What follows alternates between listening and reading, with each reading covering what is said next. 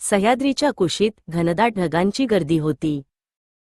आभाळ गडगडत होतं, जणू देवतांमध्येच काही संघर्ष सुरू होता. वादळ जडत होतं, पाऊस अंगावर आदळत होता आणि प्रत्येक थेंब ही जणू निसर्गाची साक्ष देणारी स्फोटक जाणीव वाटत होती.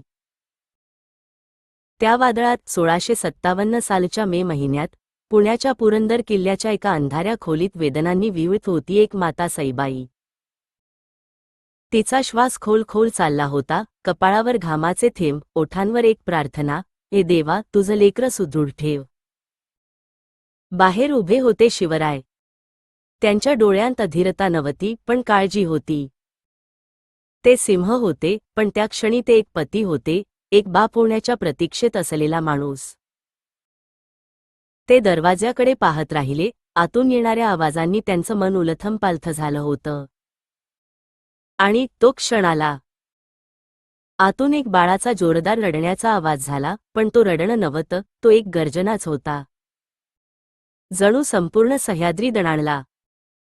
त्या आवाजात अशी काही ताकद होती की खोलीत उपस्थित प्रत्येक स्त्री एक क्षणभर स्तब्ध झाली. राजे, मुलगा झाला. ही बातमी ऐकून शिवाजींच्या ओठांवर एक शांत हसू आलं.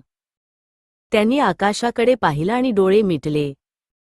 हा मुलगा महाराष्ट्राचा भविष्यातला सिंह होईल, त्यांनी शांतपणे म्हटलं. त्याच दिवशी त्या मुलाला नाव देण्यात आलं संभाजी. संभाजी महाराजांचा जन्म झाला आणि पुरंदर किल्ल्यावर काही काळ आनंदाचा सण साजरा झाला. पण हे आनंदाचे क्षण फार काळ टिकले नाहीत. जन्माच्या अवघ्या 3च वर्षांनी त्या छोट्याशा बाळाच्या आयुष्यात एक भीषण अंधार पसरला. सईबाई गाभाऱ्यातील दिवा, मालतीच्या फुलांइतकी कोमल, पण मनाने सह्याद्रीसारखी प्रबळ, ती गेली. आईच्या कुशीत डोकं ठेवून गाणी ऐकणाऱ्या त्या छोट्याशा संभाजीच्या आयुष्यात अचानक एक पोकळी निर्माण झाली. तो कुणाकडे पाहायचं? कुणाकडे रडायचं? कोण देणार त्याच्या पाठीवरून हात फिरवून शांती? शिवरायांना हे पाहावेना. ते स्वतः एक तुफान होते, पण त्या एका घटनेने त्यांचं मनही चरकून गेलं. त्यांनी निर्णय घेतला, हा मुलगा आता माझ्याबरोबरच राहील. राजे, पण शिकवायचं असेल तर रणांगणात शिकवा. संस्कार द्यायचे असतील तर शस्त्र, शौर्य आणि धर्माच्या गोष्टीतून द्या. आणि मग सुरू झाला संभाजींचा शिक्षणाचा काळ. कुठे शहाजी महाराजांच्या आठवणींमधून, कुठे जिजाऊच्या शब्दांतून, आणि कुठे शिवरायांच्या डोळ्यांमधल्या ज्वालेतून त्यांचं बालपण घडत होतं. वय होतं अवघं 8 वर्ष. पण मन? ते 24 वर्षाच्या योद्ध्यापेक्षा तेजस्वी. तेव्हा एकदा प्रत्यक्ष दारा शिकोहचा दूत आलेला. तो म्हणाला, आपल्या राजपुत्राला दिल्लीत आमचं शिक्षण द्या. आमच्या अदब, तहजीब शिकवा. शिवराय फक्त हसले. त्यांनी संभाजींना बोलावलं. लहानगा संभाजी, उंची अंगरखा, पण डोळ्यांत तलवार. त्याने त्या दूतासमोर उभं राहून खडसावून विचारलं, दारा शिकोहच्या शाळेत कुठल्या गोष्टी शिकवतात? काव्य, फारसी भाषा, कुराण आणि युद्ध? ते फार नाही. मग मी तिथं जाणार नाही.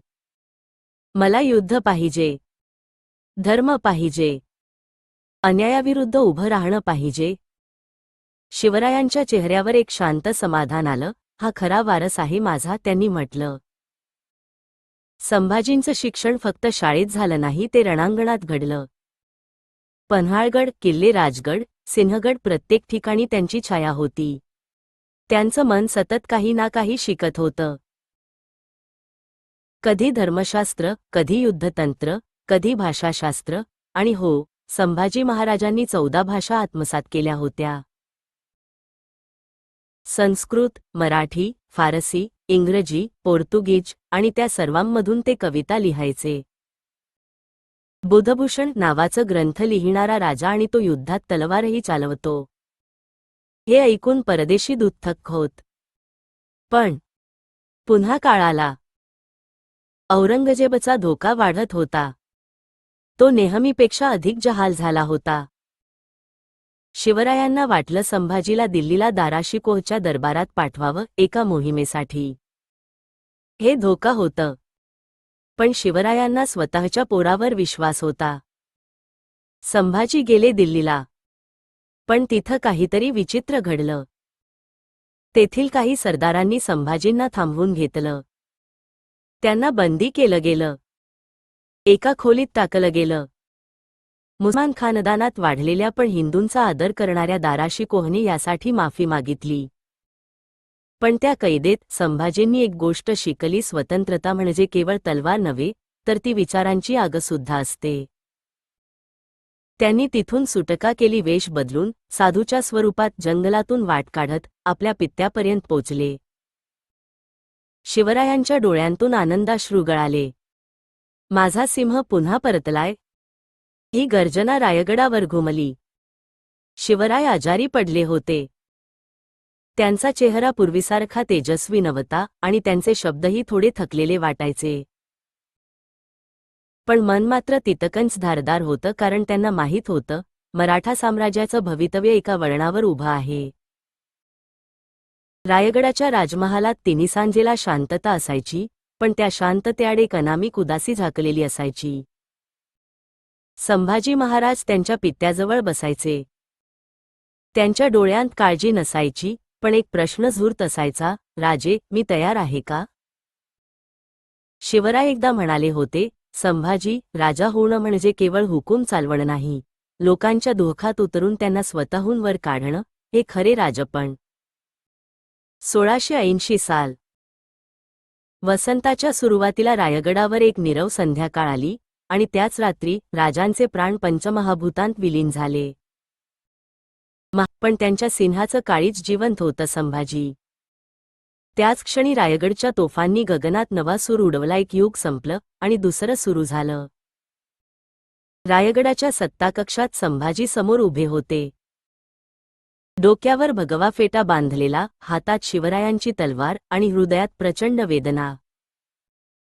मी आता केवळ पुत्र नाही, मी महाराज आहे, त्यांनी पुटपुटलं. सिंहासनावर बसणं ही सन्मानाची गोष्ट नव्हती, ती जबाबदारीची होती. संभाजींनी सर्व प्रथांनुसार राज्याभिषेक नाकारला.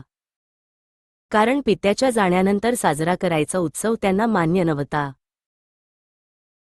त्यांनी फक्त शिवरायांच्या पायाजवळ उभं राहून एकच वाक्य म्हटलं, हे रायगड, आजपासून तुझा मुलगा पुन्हा तुझा संरक्षक होतोय. आणि मग राज्यावर संकटांची मालिका सुरू झाली. औरंगजेब स्वतः त्याचं सैन्य अफाट होतं, त्याचे सरदार क्रूर होते, त्यांचा हेतू फक्त एकच होता, हिंदवी स्वराज्याचा नाश. पण त्याच्या समोर होता एक रणमर्द, संभाजी. पहिली लढाई झाली बुऱ्हाणपूरच्या काठावर. संभाजी महाराजांनी इतक्या वेगाने आक्रमण केलं की मुघल सैन्य सावरूही शकलं नाही. बुऱ्हाणपूर जळलं, पण त्या आगीत मुघल गर्वही भस्मसात झाला. दुसऱ्या लढाईत जंजिरा किल्ला, जो सिद्दींच्या ताब्यात होता, त्याच्या भोवती समुद्रात त्यांनी फौज उतरवली. मराठ्यांची आरमारी तयारी सुरू झाली. इतिहासात प्रथमच हिंदवी साम्राज्य समुद्रावर स्वप्न पाहू लागलं. पण त्याचवेळी अंतर्गत गद्दारीही डोकंवर काढू लागली. शिवरायांच्या मृत्यूनंतर काही सरदार संभाजींवर विश्वास ठेवत नव्हते. काही जण गुप्तपणे औरंगजेबाशी पत्रव्यवहार करत होते. यातले काही होते त्यांचेच नातेवाईक, काही जण झालेत विरोधी पक्ष आणि काही गद्दारीच्या वाटेने गेले. पण संभाजी महाराज यांचं हृदय ठाम होतं. त्यांनी ठरवलं, राज्य वाचवायचं असेल तर रक्त सांडवावं लागेल, पण गद्दारी सहन करायची नाही. संभाजी महाराज यांचं वैयक्तिक जीवनही तितकंच वेदनादायक होतं. त्यांच्या पत्नी येसूबाई अत्यंत प्रेमळ, सडपातळ आणि धार्मिक होत्या. त्या संभाजींचा धीर होत्या. प्रत्येक संकटात त्या डोंगरासारख्या उभ्या राहिल्या. पण पित्याच्या मृत्यूनंतर सततच्या युद्धांमुळे आणि गद्दारीच्या वातावरणामुळे संभाजींचं मनही थकायला लागलं होतं. कधी कधी रात्री रायगडाच्या कड्यावर उभं राहून ते दूरवर पाहायचे आणि त्यांच्या डोळ्यांत पाणी असायचं. बाबा, तुमचं स्वराज्य राखण्यासाठी मी खूप काही गमावतोय, असं ते स्वतःशीच बोलायचे. रायगडावर तासत तास तलवार चालायची, रणनीती ठरत असायची, आणि रात्रीभर उघड्या डोळ्यांनी संभाजी महाराज भिंतीकडे पाहत असायचे. त्यांचं मन अस्वस्थ होतं, कारण शत्रू बाहेरच नव्हता, तो आत घुसला होता. त्यांची जवळची माणसं आता सावलीसारखी हटून चालली होती. नारायण आणि गोपाळ नामक गुप्तधारी औरंगजेबाशी गुपचूप संपर्कात होते. येसूबाईने संभाजींना सावध केलं, पण महाराज म्हणाले, युद्धात तलवार नसली तरी साथ महत्वाची असते, पण ही साथच फाटली तर महाराज एकटे काय करणार? 1689 साल, फेब्रुवारी महिना. संभाजी महाराज भोसले घराण्याच्या गौरवाने शिवाजी महाराजांच्या तेजाची ज्योत बनून पेटत होते, पण इतिहासातलं सगळ्यात काळं पान त्यांच्या वाट्याला आलं. शिकारीच्या बहाण्याने महाराज पन्हाळगडाजवळील संगमेश्वरात गेले होते. तेथे त्यांनी औरंगजेबाच्या हालचालींविषयी माहिती गोळा करायचं ठरवलं होतं. पण त्याचवेळी गद्दारांनी बातमी दिली, संभाजी तिथे आहेत. आणि मग मुघल सरदार मुक्कर्ब खानच्या फौजा अंगावर चालून आल्या. लढा झाला. तलवारी भिडल्या. काही मावळ्यांनी प्राणपणाला लावले, पण सैन्याचं प्रमाण अफाट होतं. संभाजी महाराज हिंदवी स्वराज्याचा वाघ शत्रूच्या हातात सापडला. खेद, अपमान आणि तरीही एक टणक ताठमानेनं उभं असलेलं मराठा रक्त. संभाजी महाराजांना औरंगजेबाच्या छावणीत आणलं गेलं. रत्नागिरीपासून ते तुलापूरपर्यंत त्यांच्या हातात साखळ दंड, पायात बेड्या आणि तोंडात मात्र एकच शब्द, हर हर महादेव. औरंगजेब समोर बसला. त्याच्यासमोर ज्या ज्या हिंदूंनी डोळे झुकवले होते, त्या साऱ्यांच्या संधी आता संभाजीपुढे खुल्या होत्या. त्याने विचारलं, इस्लाम स्वीकार. तुला माफ करतो. तुला जहागीर देतो. दारूचा सडा, नृत्य, गादी सगळं देतो. संभाजी हसले. त्या साखळदंडात असूनही त्यांनी औरंगजेबाकडे रोखून पाहिलं आणि धीम्या पण गर्जनेच्या सुरात उत्तर दिलं, माझं धर्म हे माझं रक्त आहे. धर्म बदलतो तर मी मरण पत्करीन, पण तलवार खाली घालणार नाही. आणि मी हिंदू होतो आहे आणि हिंदूच मरेन. आणि मग सुरू झाला अमानुष नरक.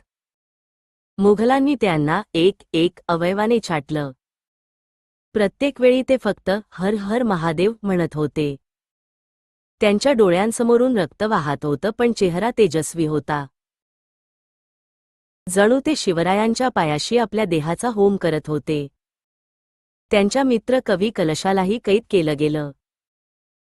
त्याच्या डोळ्यांसमोर संभाजींचं शरीर खवलं गेलं. त्याच्या वेदनेचा अंत झाला, पण संभाजींनी शेवटपर्यंत विवेक गमावला नाही. 1689 मार्च 11. धुळीचा वादळ उठलेला. आकाशावर काळसर छाया. तुलापूरच्या तटबंदीवर हिंदू धर्मासाठी स्वतःच्या देहाचा त्याग करणारा राजा अखेर शुद्ध चैतन्य बनून आसमंतात विलीन झाला. संभाजी महाराज गेले. पण त्या दिवसापासून हजारो मावळ्यांनी आपल्या रक्ताने कसम घेतली, संभाजीचं बलिदान व्यर्थ जाऊ देणार नाही.